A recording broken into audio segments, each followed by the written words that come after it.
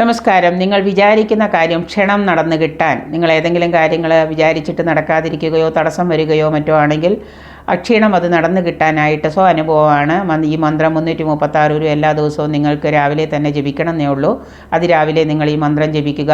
ഹൃദ പാശാങ്കുശ കൽപ്പലത സ്വതന്തശ്ച ബീജപുരയത് ശശിശകലകലിത മൗലി സ്ത്രീ ലോചനോ രുണാശഗജവദന ബാസുരഭൂഷണ ദീപ്തോ ബൃഹദുദര പത്മവിഷ്ടോരൊല്ലസിത വിഘ്നോഭയതര പവന കരതുതര കമല സദാസ്തുമേ ഭുതേ എന്ന ഈ മന്ത്രം എല്ലാ ദിവസവും നിങ്ങൾ 336 എന്ത് കാര്യമാണോ നടക്കേണ്ടത് അത് നിശ്ചിത ദിവസം 21 ദിവസം അതുപോലെ തന്നെ 90 ദിവസമൊക്കെ നിങ്ങൾ 336 ജപിച്ചു കഴിഞ്ഞാൽ ക്ഷണം ഈ കാര്യങ്ങൾ, നിങ്ങൾ ആഗ്രഹിക്കുന്ന കാര്യങ്ങൾ നടന്നിരിക്കും. മൃതപാശാങ്കുശ കൽപ്പലത സ്വതന്തശ്ച ബീജപുരയത് ശശിശകലകലിത മൗലി സ്ത്രീ ലോചനോ രുണാശഗജവദന ബാസുരഭൂഷണ ദീപ്തോ ബൃഹദുദരഹ പത്മവൃഷ്ടോല്ലസിത വിഘ്നോഭയതര പവന കരതുത കമല സദാസ്തുമേ ഭുതേ എന്ന മന്ത്രം നിത്യവും ജപിക്കുക.